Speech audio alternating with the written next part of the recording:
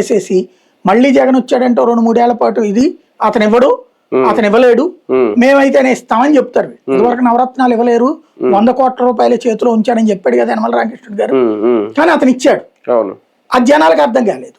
ఇప్పుడైనా అంతే ఉండదు సార్. ఒకటి కామన్ గా అంటే మన రాష్ట్రం అని కాదు, నేను ఓవరాల్ గా తమిళనాడు లేదంటే తెలంగాణ, ఆంధ్రప్రదేశ్ ఎక్కడ చూసుకున్నా వీళ్ళందరూ ఒకప్పుడు, ఇప్పుడు కేసీఆర్ కూడా రైతు బంధు పేరుతో బాగానే అందరికి ఇచ్చారు రైతులు. ఇక్కడ కూడా ఆయన చేశారు, మొన్న స్టాలిన్ చేసిన.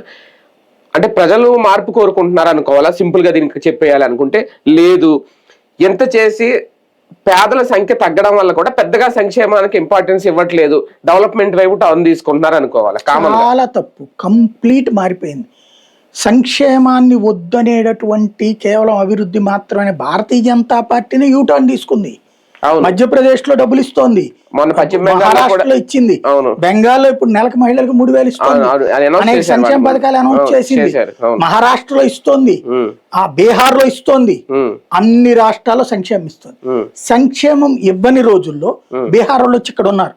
ఇవాళ అమరావతిలో కూడా పనులకి లేట్ ఎందుకు అవుతుంది? బీహార్ వాళ్ళు లేరు, బెంగాల్ వాళ్ళు లేరు.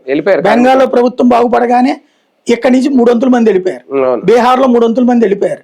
మనకి ఇక్కడ దొరకట్లేదు, ఎందుకని అక్కడ సంక్షేమం దొరికింది కాబట్టి. సంక్షేమం లేకపోతే వలసలు ఉంటాయి. జగన్ సంక్షేమం పెట్టాక మీకు హైదరాబాద్ లో నేనే చూసా, ప్రత్యక్షంగా అబ్జర్వ్ చేశా. నేను ఎస్ఆర్ నగర్ లో ఉండేవాడిని. చాలా వరకు రోడ్ల పక్కన టిఫిన్ సెంటర్లు అని మన ఆంధ్ర వాళ్ళే, శ్రీకాకుళం, విజయనగరం, పల్నాడు, గుడి